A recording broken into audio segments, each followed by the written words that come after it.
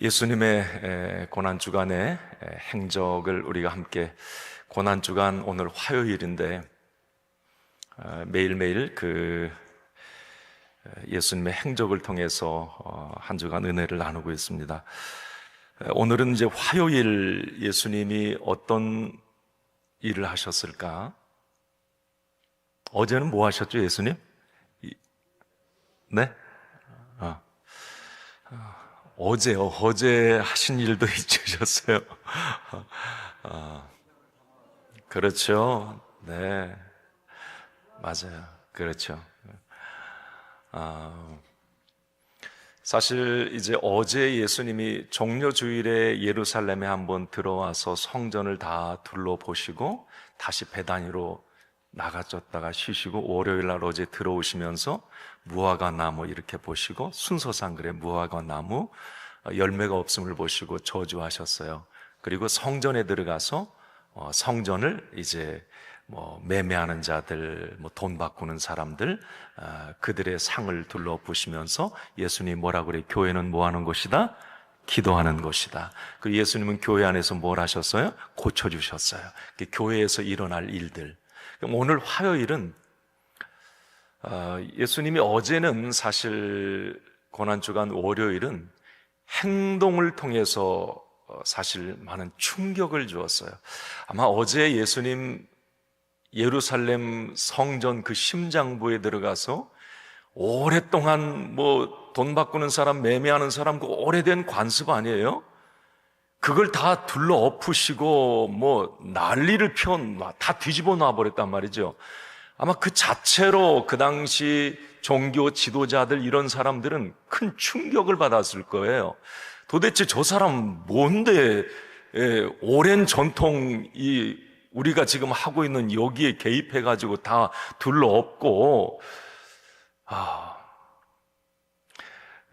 예수님의 어제 월요일 날의 그 행동들은 사실 어떤 충격 그 자체였고, 그 당시에 많은 종교적인 어떤 기득권층, 또 이 돈 바꾸는 사람, 매매하는 사람들에게 챙겼던 어떤 이득, 이게 모든 게 다 민낯이 드러나 버렸단 말이에요. 이 종교 지도자들은 이제 그 모습을 보면서, 마가복음 11장에 보면, 오늘 마태복음에 없는 부분인데 마가복음에 보면 이게 있어요. 한번 읽어봅시다. 시작.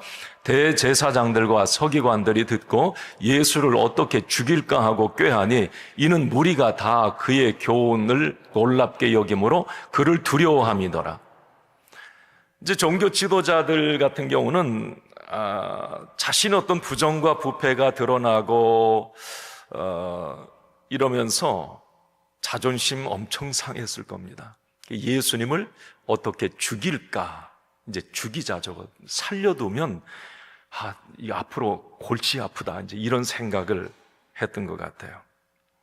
오늘은 이제 그런 생각을 하고 있는 종교 지도자들, 이것을 예수님은 다 알고 계셨어요. 그러면서 오늘 화요일에 예수님은 무엇을 하느냐면, 어제는 행동으로 보여주셨는데 오늘은 이제 이 말로 싹 죽이십니다. 그냥 그들을.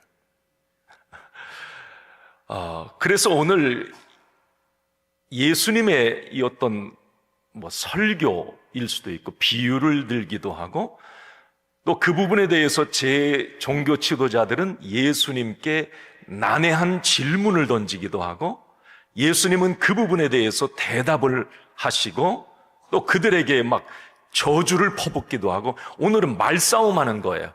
오늘 예수님 화요일 날은 그래서 변론의 날, 논쟁의 날이에요. 오늘 예수님 별로 행동 안 하셨어요. 그냥 제자들, 그 종교 지도자들과 강력한 설교, 깨달으라. 그래서 오늘 말씀이 제발 좀 깨달으라예요. 오늘은 말로 그 종교 지도자들을 꾸짖는, 그들과 논쟁하는 부분입니다. 오늘 예수님이 이제 하신 부분이 아까 마태복음 21장 후반부터 쭉 해서 25장까지 넘어가요. 예수님 화요일에 이 기록이 가장 많아요. 이 설교 이 어떤 질문, 대답 이런 부분이기 때문에 그렇습니다. 자, 그러면 오늘 예수님은 이 종교 지도자들과 그 당시의 백성들에게 어떤 말을 하셨을까? 이것은 가만히 곰곰이 말씀을 묵상해 보면 화요일 날 예수님의 모든 어떤 설교, 예수님의 어떤 대답, 이것은 우리를 향한 권면일 수도 있어요. 네. 나를 향해 주신 말씀들일 수도 있다는 거예요. 그래서 오늘 좀 그 부분에 대해서 여러분들이 말씀을 통해 좀 은혜를 나눴으면 좋겠어요. 자, 예수님 먼저 이제 그 당시 종교 지도자들이 어떻게 죽일까라고 이제 생각을 하고 그들이 모여서 작당을 하는 것을 예수님은 다 아시고 그들에게 가장 먼저 이 세 가지의 비유를 듭니다. 여러분, 비유는 은근히 죽이는 거예요. 확 찌르는 게 아니라 은근히, 넛지의 법칙 알죠? 은근히 옆구리 쿡 찌르는 거예요. 예수님의 비유들이 다 그래. 그 당시 종교 지도자들, 예수님이 지금 이 세 가지 질문을, 그 비유를 드는데 이 비유를 듣자마자 이제 더 화가 나고 속이 다 뒤집어지고 막 이제 그러는 거예요. 그럼 예수님 무슨 비유를 이 종교 지도자들에게 들어주셨을까? 이 비유는 나에게도 한번 적용을 해보세요. 마태복음 이제 21장에 보면 세 가지 비유인데, 자, 저기 나오네요. 첫 번째가 이 두 아들의 비유예요. 여러분, 이거 하나하나 설교하자면 하나가 설교 한 부분 한 뭐 두 번 설교할 수 있는 분량들이에요. 내용이 짧게 말씀드리면 이 두 아들의 비유가 뭐예요?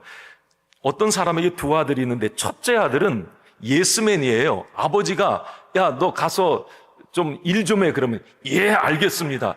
그러고 안 해. 예, 알겠습니다. 해야 되잖아요. 안 해요. 근데 둘째 아들은 안 해요. 싫어요. 그런데 보면 다 해놨어. 그러면서 예수님 묻는 거예요. 야, 누가 아버지의 뜻대로 사는 사람이야? 여러분, 첫째예요, 둘째예요? 둘째죠. 예수님이 이거 통해 무슨 얘기? 니들이 첫째 아들이야. 니들은 종교적으로 뭐 말씀 매 잘 순종하는 것 같고, 그런데 니들 안 하잖아. 그렇게 안 살잖아.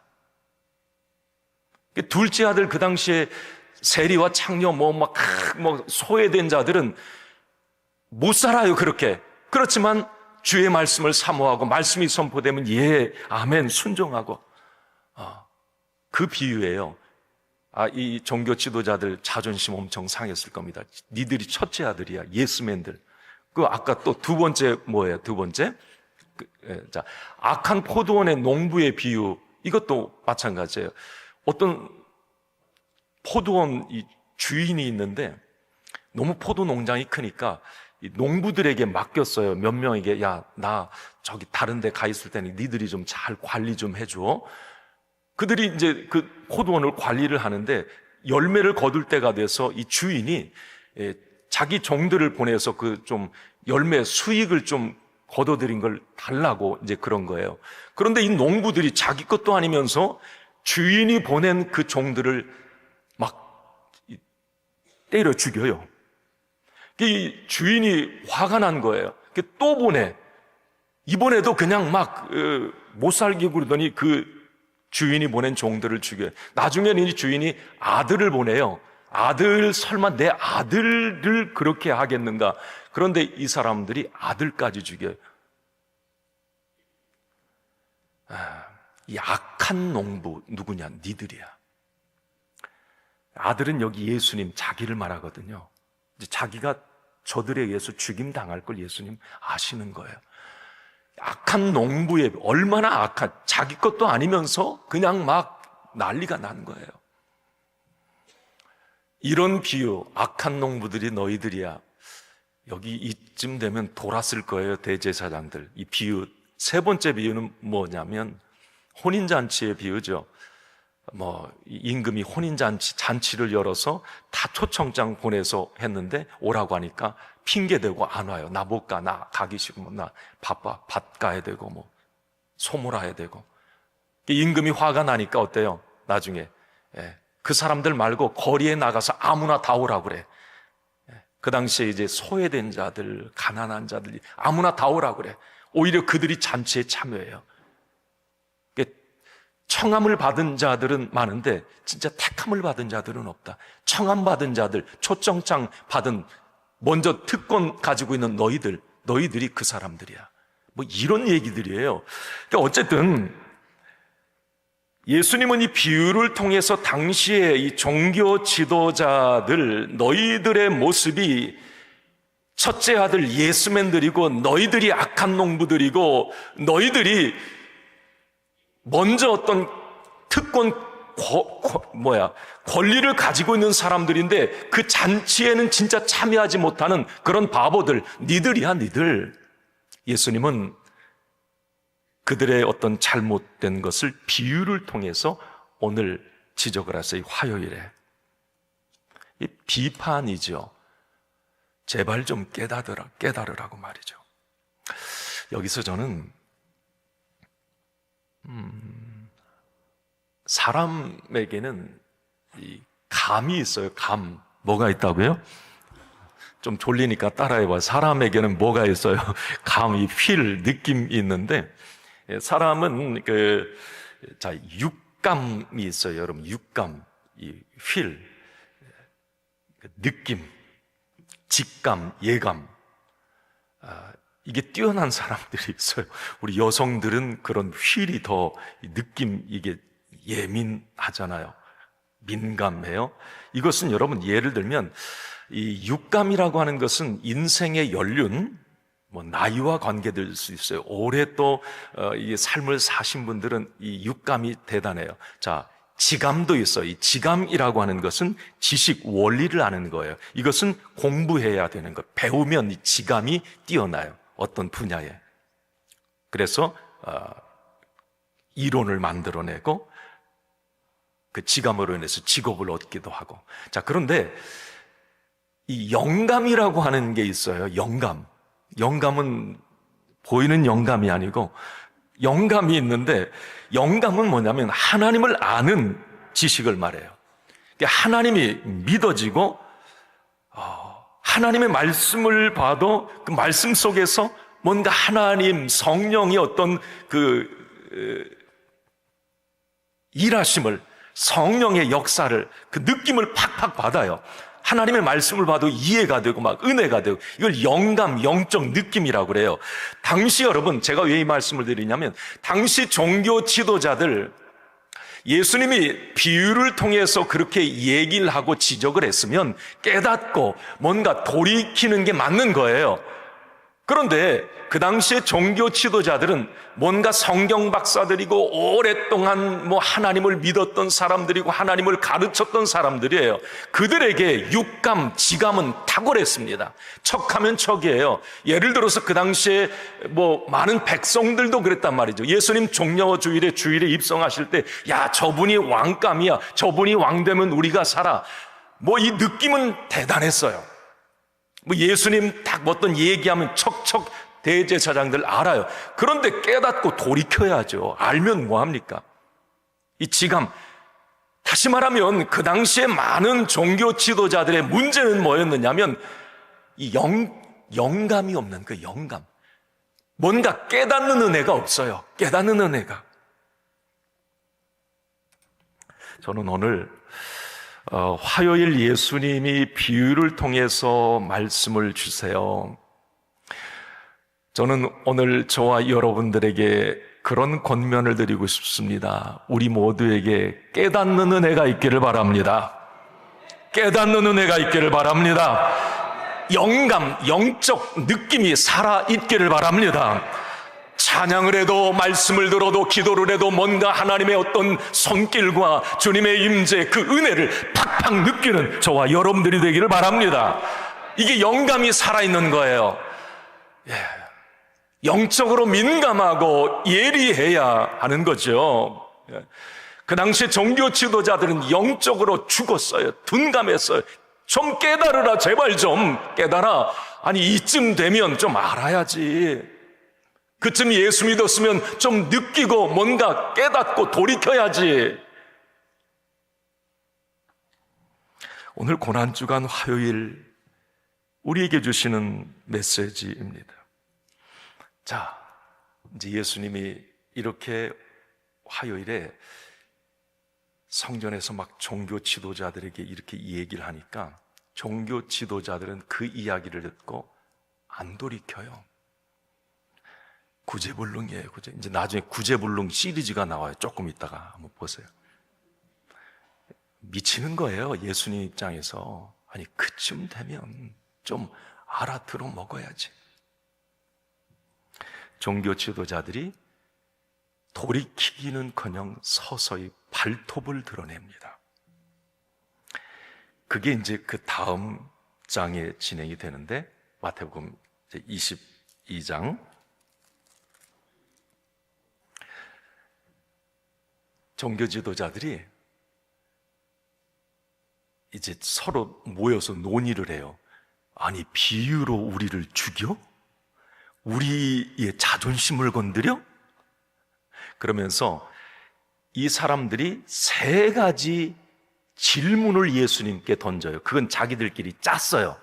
만약에 그 세 가지 질문 중에 하나라도 걸리면 예수님은 당장 재판에 넘겨지고 죽일 어떤 올무가 되는 거예요.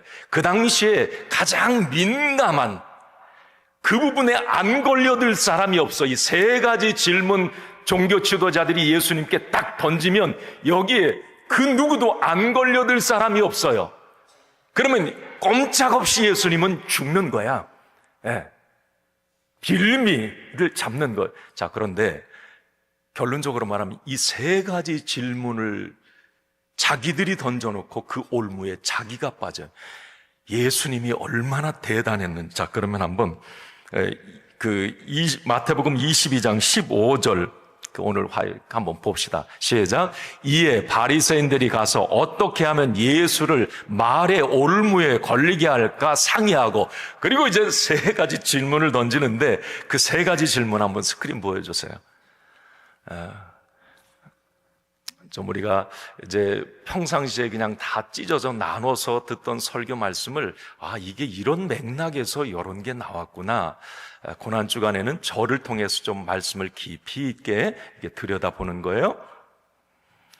종교 지도자들이 이제 짜고 이 질문을 던지는데 첫째가 뭐였어? 한번 읽어봐요. 시작. 가이사의 세금을 바치는 문제. 이건 많이 알죠. 이건 가이사에게 세금을 바치는 문제는 바리새인들이 던져요. 저 하나하나 보면 하나는 바리새인들, 하나는 사두개인들, 하나는 율법학자들. 그러니까 그 당시에 종교 지도자들이 모둠으로 있었어요. 바리새인 그룹, 사두개인 그룹, 무슨 율법학자, 탁월한 사람, 각 분야의 최고들이 모여서 예수님께 한 가지 질문을 아마 고민해서 가지고 왔던 것 같아요. 예수님 꼼짝없이 걸려들 질문. 바리새인들이 던진 질문은 뭐냐면 이 세금의 문제예요. 그 당시 이스라엘 백성들은 로마의 식민 지배하에 있었기 때문에 로마에 세금을 냈어요. 바리새인들이 묻습니다. 그 당시에 이 성경에 보면 데나리온, 그 데나리온은 로마에서 통용되는 화폐예요. 그 데나리온에 보면 거기 가이사, 우리도 이 돈에 세종대왕 있고 그러잖아요. 가이사 황제의 그림이 있어요. 은화예요, 이 데나리온. 그 데나리온 로마 화폐를 딱 가지고 와서 예수님께 물어요. 자, 우리 세금 내야 돼요? 안 내야 돼요? 그 당시에 많은 이스라엘 백성들은 로마의 세금을 이중으로 내고 있었기 때문에 안 내고 싶었어요. 세금 내야 된다 그러면 이제 이스라엘 백성들에게 왕따 당하는 거예요. 세금을 안 내야 된다 그러면 로마의 법에 저촉돼서 이제 집어넣을 수 있는 거예요. 예수님이 엄청난 이야기를 하시죠. 뭐라고 그래요? 가이사의 것은 가이사에게, 하나님의 것은 하나님께 드려. 세금 내고 너희들 세금 내고 하나님께 드릴 헌금은 하나님께 또 드려. 두 개 다 해. 바리새인들이 거기서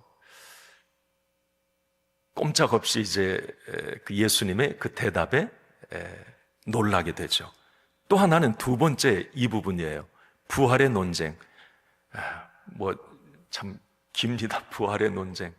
어떤 가정에 아들 7이 있는데 첫째 아들이 결혼을 했어요. 어떤 여자하고. 그런데 첫째 아들이 자식을 못 낳고 죽었어요. 그러면 그 당시에 유대인 법에 의하면 아들이 없기 때문에 둘째 아들이 그 첫째 형수하고 살아야 돼. 이게 이제 계속 이 사두개인들은 부활을 없다고 했던 사람들이에요. 그러면서 이제 그 7째까지 다 가자. 아들 못 낳고 쭉 예를 들어도 참 웃긴 예를 드는 거예요. 그냥 7 아들이 다 자식 못 낳고 7째까지 형수가 갔어요. 그럼 이제 그 형수도 죽고 다 죽어서 천국 가면 이 부인은 누구 부인이냐? 첫째 아들 부인이냐? 둘째 아들 부인이냐? 뭐 이딴 게 있나 이게?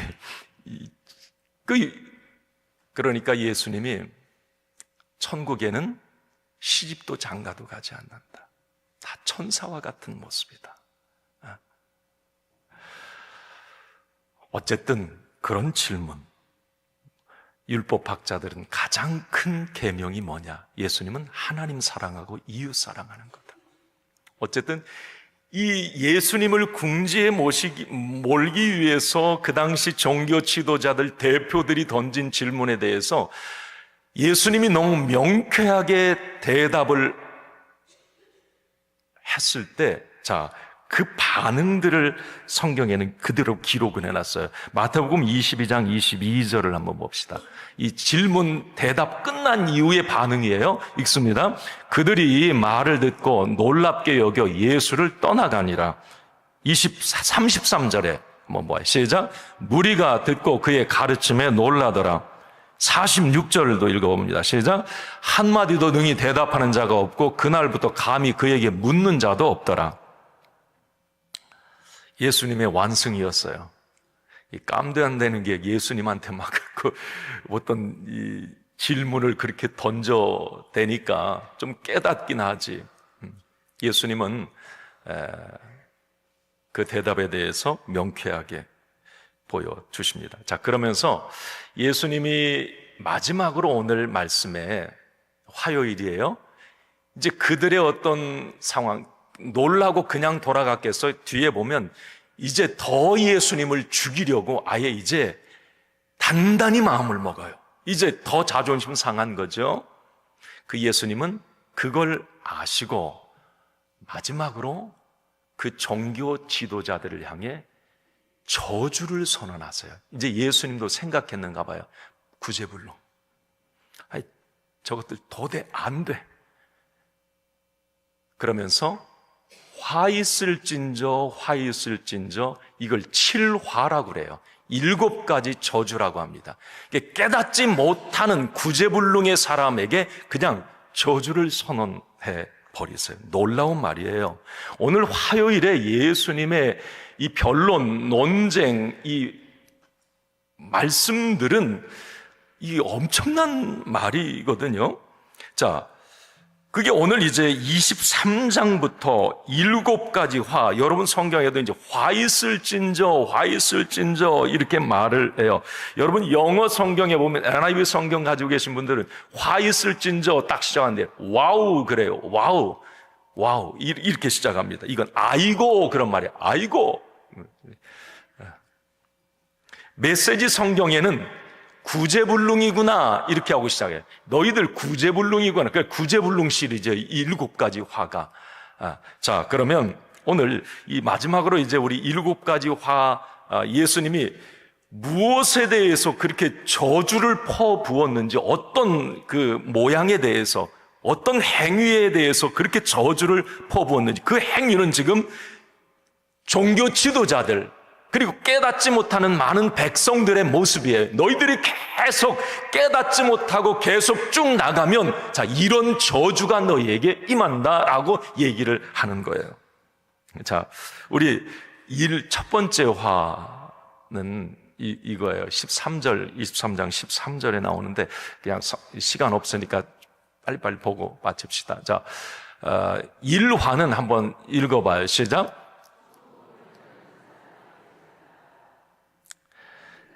예수님이 이 천국문을 닫는 사람이 되지 말라고 한 것, 예수님이 그 말씀하셨어요. 천국에 못 들어가는 것도, 이게 종교 지도자들 두고 하는 말이에요. 깨닫지 못하니까 천국에 못 가는 것도 참 불행한 일이고 저주받을 일인데, 더 안타까운 것은 천국에 들어가는 사람을 못 들어가게 막는 사람은 이 저주받는 사람이다. 그 이야기예요. 13절부터 그 이야기가 나와요.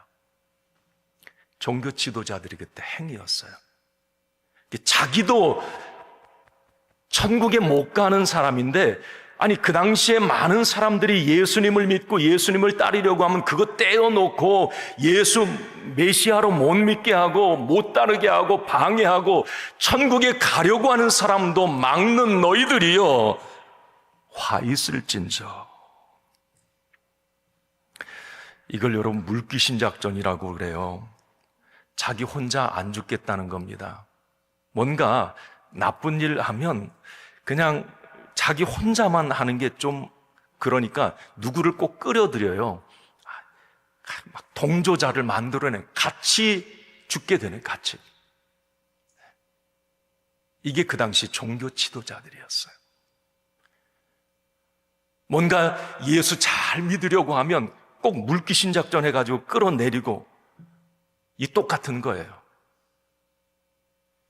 뭔가 그들을 격려하고 믿음 안에서 믿음 약한 사람들을 도와서 믿음에 바로 서게 하고 믿음이 자라게 하고, 이게 우리들의 모습이어야 되는데, 먼저 예수 믿은 사람들이, 먼저 신앙생활 잘한다고 하는 사람들이 오히려 그 사람들 속삭거려가지고 뭔가 부정적인 말을 하고 나쁜 말을 하고 신앙에 마이너스 되는 어떤 행동을 하고 같은 동조자를 만들고, 그래서 믿음 생활 하려고 하면 물귀신 작전 끌어당기는 거예요. 말지어다 예수님이 선언하세요. 두 번째 화는 이거예요. 자, 한번 읽어봅시다. 시작. 열심보다 방법이 중요하다. 속도보다는 방향이다. 이건 여러분 내용인즉슨 이제 15절부터 보면 그 얘기가 나와요. 한 사람 전도하려고 바다와 육지를 막 두루다니며 이제 전도를 했는데, 문제는 뭐냐면 그 사람을 전도해서 데리고 갔더니 거기가 신천지야, 이단이야, 구원이 없는 데야. 그 말이에요. 그 당시에 유대인 너희들 모임, 거기 구원 없어. 그 이야기를 이제 예수님은 지적을 하신 거예요. 이 전도해다가 전도 실컷 해다가 해서 지옥의 자식을 만든다, 너희들이. 그 이야기를 예수님이 하는 거예요. 그러니까 너희들이 열심히 있고 막 율법도 열심히 지키고 막 하는데, 너희들 메시아인 예수 그리스도, 나 하나님의 아들을 믿지 않으면 그 잘못된 거야. 너희 지도자들 그 잘못 가르치고 있는 거야. 너희들 그렇게 하면 이단이야. 이게 너희들의 열심은 잘못된 열심이야. 바른 열심을 가져야지. 이 이야기를 해요. 세 번째 화는 그거였어요. 한번 읽어봅시다. 돈이 일만하게 뿌리다. 당시 종교 지도자들에게 한 말인데, 항상 그런 얘기를 했어요. 그 당시에. 자, 성전이냐 돈이냐, 그러면 그 종교 지도자들은 성전입니다, 성전이 더 중요하죠, 교회가 더 중요해요 하고 맨날 돈만 가지고 놀았어요. 이걸 그 당시 많은 백성들이 다 알아. 예수님이 상을 둘러엎고 한 이유도 바로 거기에요. 하나님이냐 돈이냐, 그러면 우리 하나님 믿어. 그런데 실질적으로 그 뒤에 보면 다 돈으로 다 하는 거예요. 돈.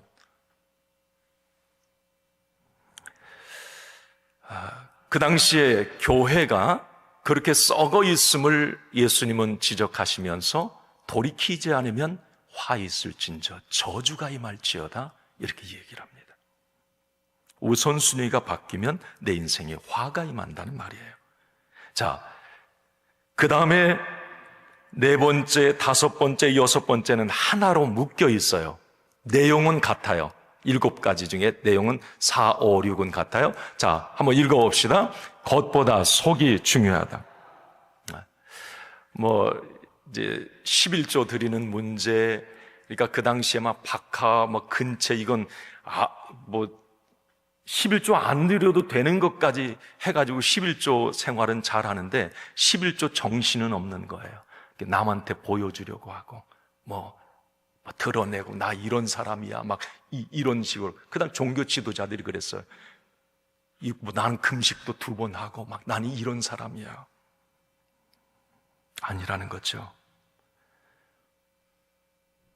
5번째 그 화는 그릇 안과 밖, 뭐가 중요하냐? 그릇 밖이 중요하냐? 안이 중요하냐? 안이 중요하죠. 그런데 너희들 밖에만 깨끗해. 안에는 쓰레기 오물이 가득해. 화 있을진저.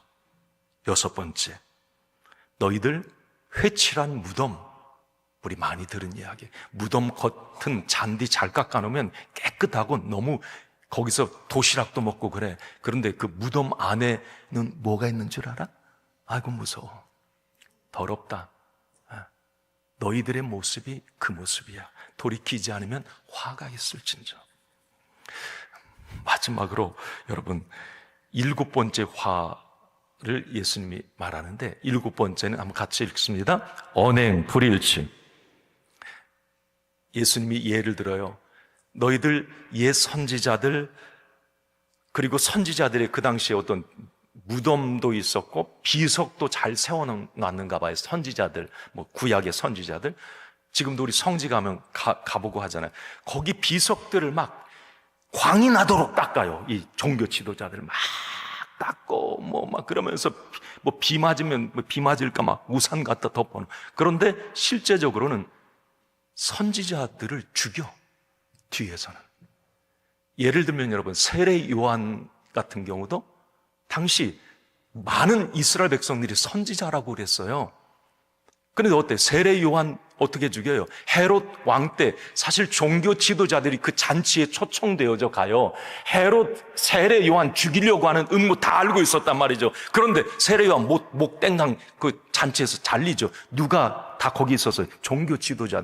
아니 선지자라고 자기들 세례 요한 따는 사람들이 그 당시에 진짜 선지자 맞았거든요. 다 선지자로 인정을 했거든. 그러나 실질적으로는 뒤에서 그 선지자들을 죽이는 거야. 여러분 23장 35절에 사가랴까지 죽였다고 얘기를 해요. 그 무슨 말? 사가랴는 세례 요한의 아버지예요. 세례 요한 그렇게 죽이고 나서 자기들의 잘못이 드러나니까 아버지까지 후환을 없애기 위해서 죽였단 말이에요. 사가랴까지. 그리고 지금 누구 죽이려고? 예수님까지 죽이려고 하는 거예요. 예수님이 이런 걸 다 알고 계셨고 그 당시에 백성들도 그런 모습. 야, 화가 있을진자. 야, 저주받을 놈들아. 아니 겉으로는 막 선지자들 막 위하는 척하고 뒤에서는 선지자들을 죽이고 있어야 돼. 얼마나 여러분 언행 불일치입니까? 자, 저는 이 부분에 대해서 예수님이 당시 종교 지도자들과 백성들에게 한 이 7가지 화를 생각해 보면서 나에게도 그런 모습들이 있을 수가 있겠구나 뜨끔뜨끔한 거예요. 예수님은 마지막 오늘 화요일에 이제 말을 마치시면서 오늘 33절, 자, 이 말씀을 하세요. 이건 독설이고 저주였습니다. 한번 같이 읽습니다. 뱀들아, 독사의 새끼들아, 너희가 어떻게 지옥의 판결을 피하겠느냐. 좀 무겁죠. 우리가 예수님 오늘 화요일에 이 논쟁 변론하면서 또 비유를 드시면서 7가지 저주, 이 구제불능 시리즈를 막 얘기하면서 예수님도 마음이 무거웠을 거고, 그 당시 못 깨닫는 종교 지도자들은 그냥 그런가 보다 했을 수도 있겠고요. 이게 참 영적으로 이 예수님의 말씀을 보면 마음이 너무 무겁고 착잡한 거예요. 너무 우리에게 큰 울림을 주는 겁니다. 굳어졌던 신앙, 나태하고 게을렀던 믿음에 정말 큰 울림을 주는 말씀이 오늘 화요일 변론의 날 예수님의 말씀이셨어요.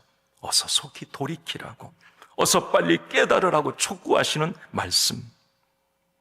오늘 그래서 우리는 이런 기도 제목 이렇게 한번 저를 따라하고 마칩시다. 주여 깨닫는 은혜를 주옵소서. 시작.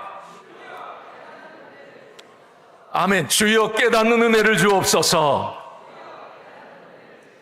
깨닫는 것이 복이에요. 깨닫는 것이 은혜예요. 깨달을 때 우리는 바로 설 수 있어요. 깨달아야 성장이 있을 수 있습니다. 우리에게 그런 은혜가 있기를 바랍니다.